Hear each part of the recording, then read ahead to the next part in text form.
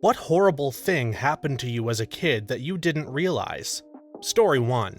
Our babysitter died while she was watching us when my twin and I were 3. We had no concept of death and tried to wake her up. She had spilled water when she fell, and I still remember getting a dish towel to wipe it up, thinking she would be proud of how responsible I was being. I remember going to get our little toy pots and pans to bang together to make noise to wake her up. We had no idea what a heart attack was. I always remember a paramedic talking about responding to a scene where an aunt had died looking after a 3 or 4-year-old child. The aunt was slumped on the floor, but she had some strawberry ice cream around her mouth. Apparently the child had tried to feed her dead aunt some strawberry ice cream after she'd collapsed and died, because whenever the child herself felt bad, sometimes her parents would give her strawberry ice cream. So she tried to help her aunt that way. That image really stuck with me. Oof. My sister was messing with me and pretended to be dead. I thought she was kidding, but I was little and not completely sure because I hit her, pinched her, and checked for breathing. Those classes where EMs show you what to look for and firefighters tell you to stop, drop, and roll and don't be scared of their masks really paid off.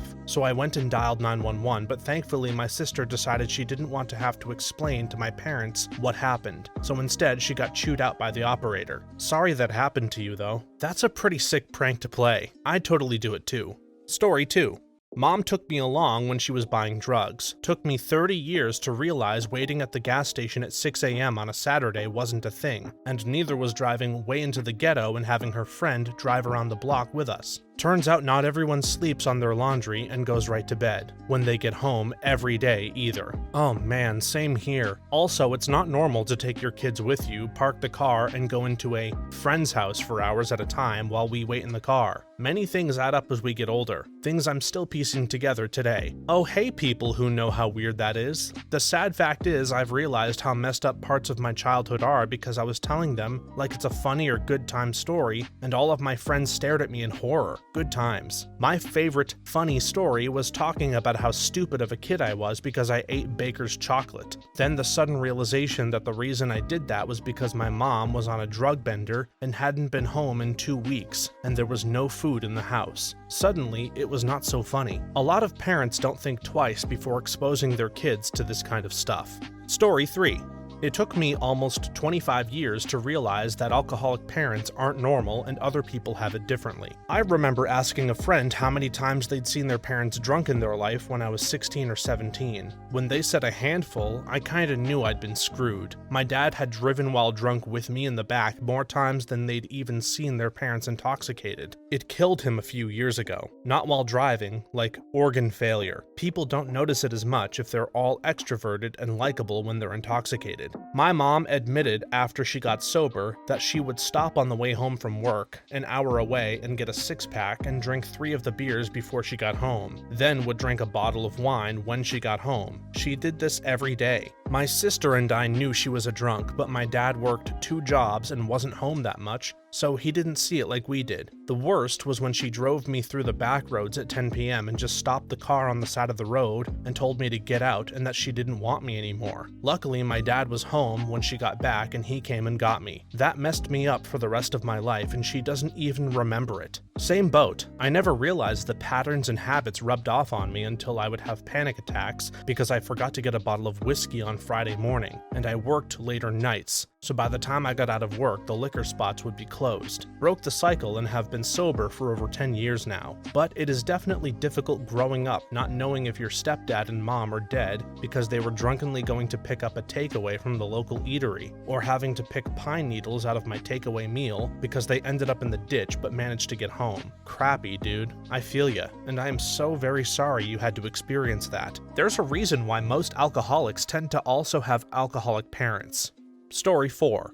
Having a cluttered house and needing to spend a few hours carrying everything from the living room into my bedroom to make the living room appropriate for guests. I would sob and beg for it not to go into my room because I knew it would never leave, and the living room would get filled again with TJ Maxx bags and garbage we didn't need. Turns out a hoarded house isn't normal, and it made me a pretty awful roommate to my friends in my teen years. A lot of people are unaware of the fact that hoarding is a symptom of OCD, real OCD and not the pop psychology OCD that people claim they have. My bio mom was a hoarder and she had other OCD symptoms as well. Everyone was expected to count the stairs as we climbed them out loud and one at a time with no other options, always monitoring the location of every person at every time, which was much harder in the 1970s than today. Needing someone else to dial the rotary phone for them because certain phone numbers were just wrong for various reasons. Too many odd numbers, the pattern the dial sounds made were summoning demons, too many of the same number in a row, that sort of thing. Agreed.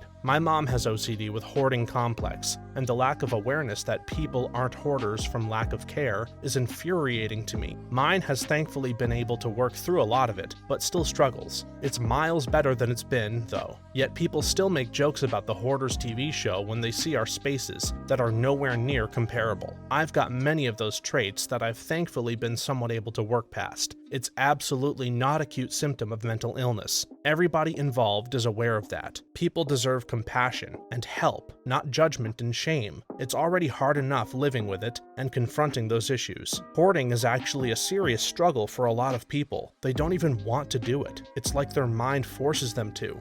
Story 5. I was 4 years old, and my nighttime routine was always telling my mom and dad how much I loved them. One night, I couldn't find my mom to tell her goodnight. I searched everywhere in the house, backyard, etc. Finally, a 4-year-old me goes out to the front door, looks around, and sees a person standing in the middle of a crowded street with cars zooming by and swerving around them. I started walking down the sidewalk to get a better look because I thought it was the weirdest thing. Turns out it was my mom. But what was weird was that she wasn't answering my calls. I started getting really scared because my mom was blind and had only gone blind in the past several months. I ran back to the house and got Dad because I was too afraid to go into the street to get her. Wasn't until many years later that I realized I had witnessed my mom attempting suicide by getting hit by a car. She was severely depressed due to having gone blind at the age of 34 with 2 small kids. Makes me sad to think about it sometimes. She's better now, but still unfortunately blind. I am blind, and I always thought I was lucky to have lost my eyesight when I was 5 years old. I still remember crying, but I got used to it really quick, as all children do. I have some friends who lost it as teenagers, and I can only imagine how hard it must be to adjust. Since I was heavily involved with the blind community, I saw many sighted kids with blind parents, and I was always amazed at how mature and responsible they were. This seems like yet another case of it. You handled this as best as anyone can. I can understand her pain. When I started having vision issues, I genuinely 100% resolved to kill myself at the first opportunity if I ever happened to become fully blind. I can personally relate to being utterly unwilling to live without vision. I know it's horrible to talk about and incredibly disrespectful to blind people who lead happy, fulfilling lives, but I just can't do it. 99% of the things I enjoy in life make it all worth it, and all my hobbies rely entirely on having working eyes. That is truly one of the most tragic things I've ever heard. I hope she's in a better place now. Story 6. Adopted. My stepdad punished me by forcing me to watch them shoot my dog. I was told he was going to do it about 10 hours beforehand, and he made me dig a hole out in our pasture. Evening comes and he drags her out there, absolutely oblivious as to what's going to happen. He threatened to shoot me when I refused to go out there with him. So what could I do? I tried looking away, but he told me I'd have to watch or I'd get it too. So he held his rifle up to her head and pulled the trigger once, then a second time after she hit the ground. I then spent the next hour pulling her body into the hole I had dug and buried her. She was a Great Dane, just over a year old. I was 11. My parents got the dog, but then passed the responsibility of her onto me because they were too busy to take care of her. I'm 17 now, but that stuff still messes me up. I got out of there a few years ago and was shocked that nobody else could relate to what I went through. Oh my god, I'm so sorry. I had a similar experience, but it was just threats. My stepdad chased my dog around the house with a rifle, and when I tried protecting her, he said he'd shoot me too. I brought her to my bedroom and locked the door, terrified. Honestly, I don't remember what happened after that, but my dog lived. One of the scariest nights of my life. She was terrified of him after that too. I am so sorry that you went through that. You can tell a lot about a person's character by how they treat animals. Story 7. I lived in the countryside in a farming town. Alongside the road my family lived on was a small concrete ditch. It was visible for about half the road and then went underground the rest of the road until it flowed out into a large canal at the end. I was a really thin and small kid. When I was about 9 or so, my sister and I and some of her friends were playing in the small ditch to cool off. My sister thought it would be interesting to see if I could fit into that pipe that led underground. So my 12-year-old sister and her friends held me by my arms and lowered me into the pipe until my hips were in. I could feel the rushing water pulling me in. I yelled at them to bring me back out. They did, and then we left. I didn't tell anyone about it for years, and when I finally did, they looked horrified. So yeah, if my sister had lost her grip, I would have gone underground and likely gotten stuck and drowned. My younger cousin almost drowned me to death once when we were younger. I've always been super small and weak, and he jumped on top of me in a pool when I wasn't expecting it, and he didn't understand that I hadn't taken a breath and had actually just breathed out all of my air, so I was almost immediately suffocating. He held me under for a bit longer, and I was so panicked I started kicking and screaming under the water, which made things worse. When he finally let me go, I climbed out of the water and haven't been okay to swim since. I read about stories like this that remind me why parents are overprotective. Story 8.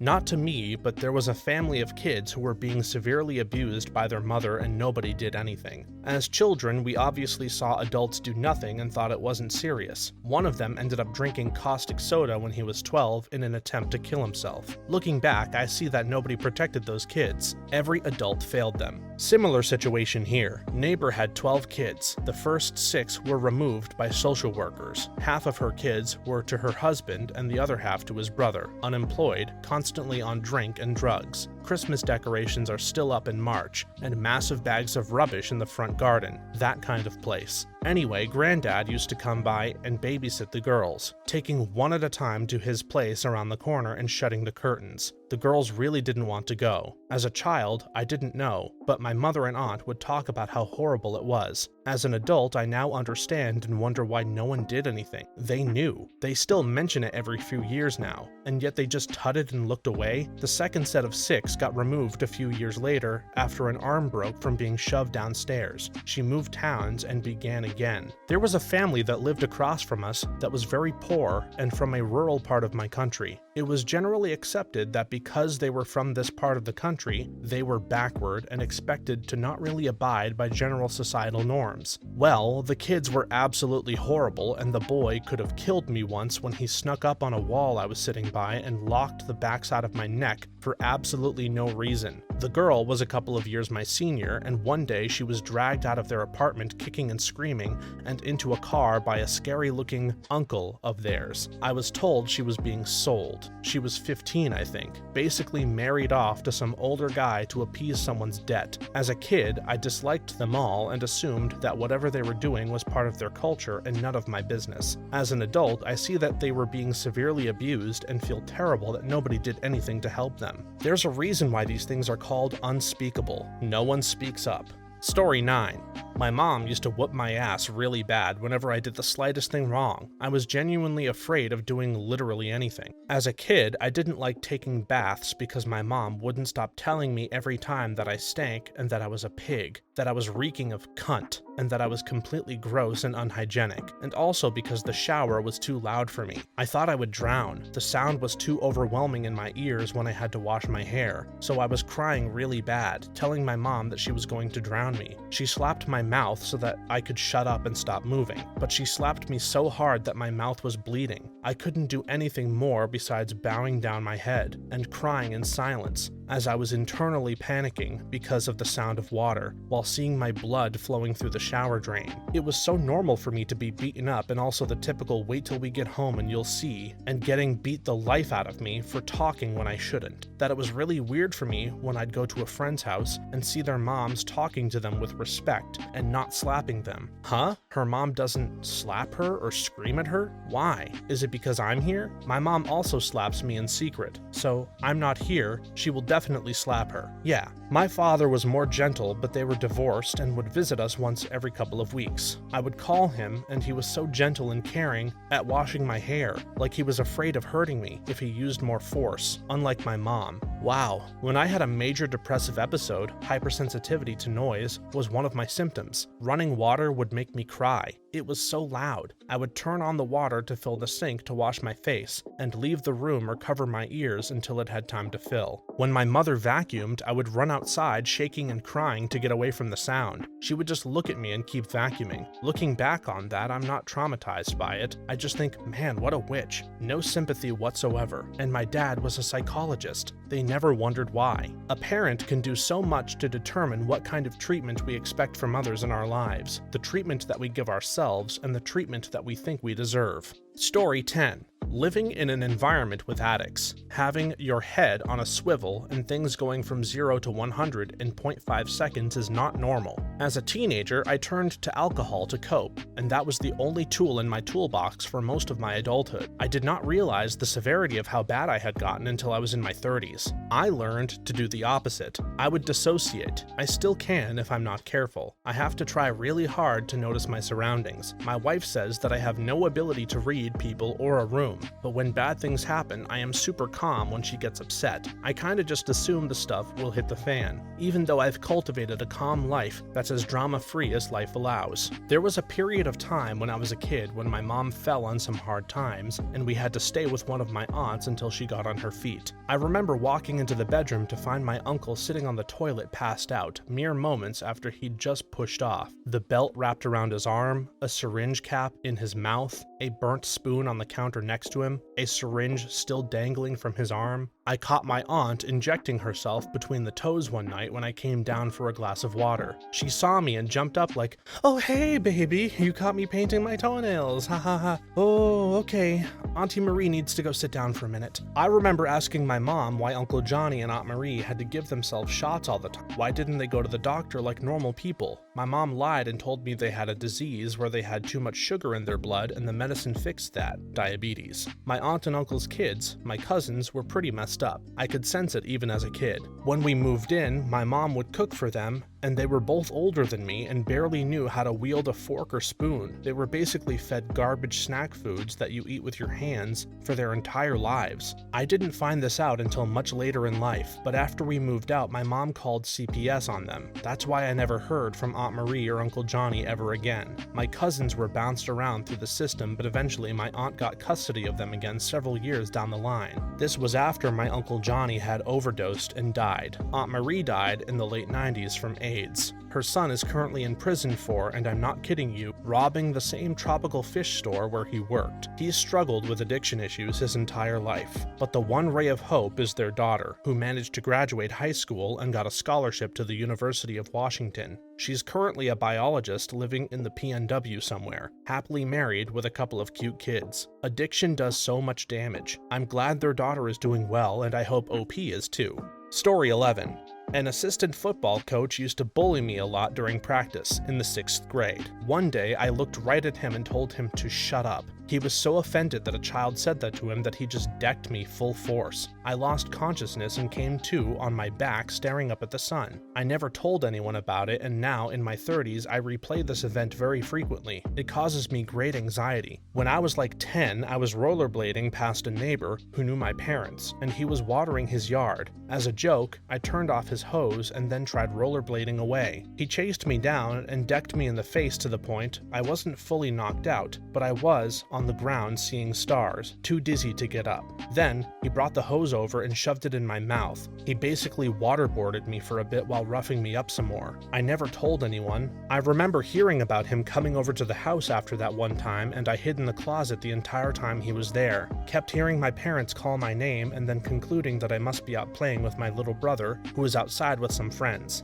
Mine doesn't include physical violence, but I was also bullied by an adult during high school. She was the guidance counselor babysitter of all things, she was also a coach, which is how I primarily had contact with her. She was awful, and the source of most of my bad memories in high school. At the time, I didn't think much of it. Most of the school worshipped her. She was one of the cool teachers that everyone wanted to be friends with. It wasn't until a good 10 plus years out of high school that I realized how messed up it was that she not only got away with how she treated many students. I was absolutely not the only target of hers, but was a goddamn guidance counselor. Screw you, Penny Reedy. I hope karma came for you at some point. My biggest bullies in school were teachers and a guidance counselor. Story 12. When I was a toddler, we lived in rural Texas. My mom put me down for a nap in my crib one afternoon and went to take a nap herself. Apparently, she told my older brothers to keep an eye on me, and since they thought I was asleep in my crib, they all put a movie on in the living room. I couldn't sleep and somehow got the idea in my head that I wanted to go get the mail. I walked past my brothers watching their movie and right out the front door, and then walked about 100 yards down our gravel driveway to our mailbox on the edge of the county road. Just about everyone had outdoor dogs in the area and let them roam freely. Some were friendly and many were not.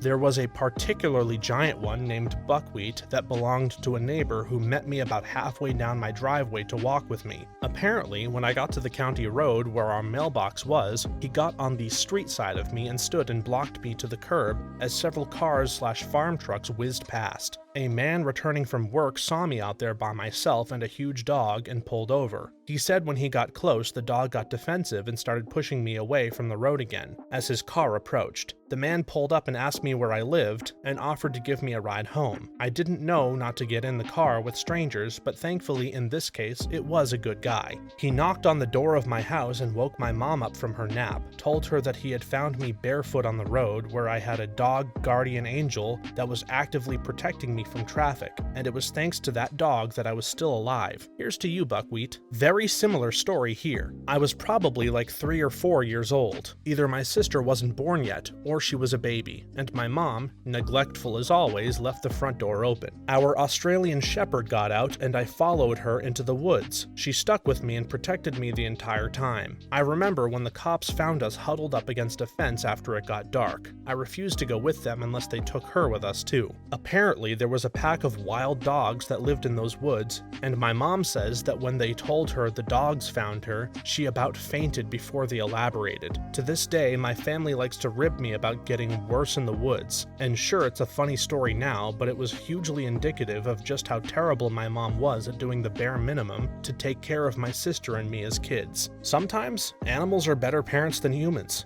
Story 13. My mom barely fed us when my dad was out of town. She only let me shower once every 2 weeks. She would tear my clothes off and lock me outside. She would randomly pull over, drag me out of the car by my hair, and leave me to walk home, even if it was miles away and no safe way to get there. She would pull my hair until I fell on the ground and then kick me in the back until I wet my pants. When I was a teenager, I never had enough clothes, and getting underwear and a bra was always difficult. I thought I was a bad kid and deserved everything she did, until I grew up and my dad got early onset Alzheimer's. I saw her do all the same awful things to him, and I couldn't stop it. I reported her to Adult Protective Services several times, and asked her neighbors to report anything they saw as well. She cried and told APS her kids refused to help and she was overwhelmed, so they got free respite care several days a week. She would make the caregiver scrub the floor on her hands and knees instead of helping my dad. Finally, Dad fell down and hit his head in the exact spot in the house where she always used to knock me down, and had to go to a certain hospital because it was the only level 1 trauma center in the area. I went in the middle of the night and told the ICU nurses about the abuse and neglect. I told the social worker at the hospital how my mom liked to withhold necessities because she liked seeing people offer up their suffering to the Lord. The hospital refused to discharge him back to his house, and he spent the rest of his life in various facilities. My mom had a pattern of getting kicked out of the facility and then moving him to a different one, where she would bully the staff and interfere with my dad's meds and a feeding tube until they figured her out and kicked her out. After my dad died, she tried to find another old person to care for, even offering to be a free caregiver. She wants to move my sibling into her house. because my sibling is severely disabled after several strokes. She insists she can get my siblings walking again, if siblings can't get any food unless they walk to the kitchen. This reminds me of Shelley Notek. She abused and beat her own children as you described, treated her parents like dirt and pawns, and took in vulnerable people to torture them. She ended up murdering 2 people in the ways that you described as well, and convinced her husband to murder a third, her own nephew and a ward. It boggles my mind that people like this exist out there, and they are so alike in nature. A lot of them don't go to prison like they should because they haven't killed anyone, yet. Your mother should be in jail. Some people don't deserve to be parents. Story 14. Not a horrible thing, but a very near miss. In the 3rd grade, I accidentally got off at the wrong bus stop coming home from school. I grew up in a rural area, so stops were usually miles apart on this county road, with long dirt driveways leading to each property. Once I realized I was at the end of the wrong dirt road, I had no idea what to do and started crying until a stranger in a truck pulled off the road to see what was up. I, then an 8-year-old girl, blindly trusted this stranger and got into his truck with no witnesses and nobody knowing where I was. That could have been it for me, but I got lucky and he just drove me to the police station. I can't imagine what my life might be like if the wrong person had found me first that day. About 10 years or so ago, I was living in an apartment complex. I was walking to my car one day and saw a young kid, probably like 3, crying his head off. I tried talking to him, but he didn't speak any English, and I had very limited Spanish. So I thought the best thing would be to take him to the apartment offices in the middle of the complex. An ice cream man was there, so I bought the kid an ice pop to try and calm him down. We were just sitting there hoping someone would come along. About 5 minutes after sitting down, or like 15 minutes since the whole ordeal started, a car drives up and screeches to a stop. A woman comes out and yells at me with her hand up as if to strike me. She thought I was trying to kidnap her poor kid. The idea of the situation being misconstrued never once crossed my mind, but I felt so bad after she came. For the record, at the time, I was 6 foot and about 200 pounds of muscle. I could have totally taken the mother. Had a situation similar, though I was like a 5 or 6-year-old boy. My grandma had to go to the store, and I always insisted on going to the store because they had a Street Fighter arcade game in the front of the store. She gave me some quarters to play the game while she shopped, and left and forgot me there. She was in the midst of a manic episode. I ran out of quarters and went in the store to find my grandma to see if she was almost done, or had more change. I couldn't find her anywhere, went out to the parking lot and the car was gone, and I was crying in the parking lot, and a dude asked what was wrong, and I told him I think my grandma left without me. He asked where I lived and I told him, and he gave me a ride home. And I didn't understand why my mom was so freaked out about me finding a ride home from what seemed like a pretty nice guy when she should be pissed grandma left without me. I also took a ride home like this as a kid when I couldn't find my parents. Needless to say, my parents weren't such big fans. Story 15. In elementary school, I won first place in a Halloween costume contest. Finally, all those kids who teased me for looking like a girl would see that I was awesome. My parents helped me make my Cat in the Hat costume for like a week. Just recently saw pictures. Wicked cute. The school principal called me up on stage and announced that as the first place winner, I got to choose any of the prizes from the girls' table. I had won best costume for the girls as a 7-year-old boy who was already teased for being girly. From this day forward, teasings turned to beatings. The moment of looking out at all of the whole school as well as the parents, mine too, and more, and thinking, see, I'm a winner, as they all laughed at my confusion, has caused damage I'm still undoing 40 years later. A lot of adults are just as cruel or worse than kids. I remember moving to my new school when I was 5. I tried to befriend the other girls in class. I was taller than they were and my hair had only just started growing in, so I probably did look like a boy in a skirt/dress. In my old school, I had a lot of friends. In this new school, the little girls told me I had a willy and couldn't play with them. When I snitched, I was just brushed off. At an age when boys find girls icky and the girls wouldn't play with me, it sucked. It never stopped. The town was hell. I was beaten up as well by boys. It was justified because I wasn't a real girl, so they could hit me. I'm still a girl, never been anything else. A tomboy, which I still am most of the time, but nothing more. I'm still tall and still have issues with random people deciding I'm gay or trans because of my height. It's fun to get yelled at or be kicked out of changing rooms or toilets. I look like a normal girl. I'm just sized up. I hate going into women-only areas without a friend. That's just awful. Adults can be just as cruel as kids. Thanks for watching until the end. If you have a similar story that you feel comfortable sharing with us, please leave it in the comments below. If you enjoyed this video, please leave us a like, and don't forget to subscribe. For more videos like this one right now, please stop by our channel. Thanks again, and see you next time.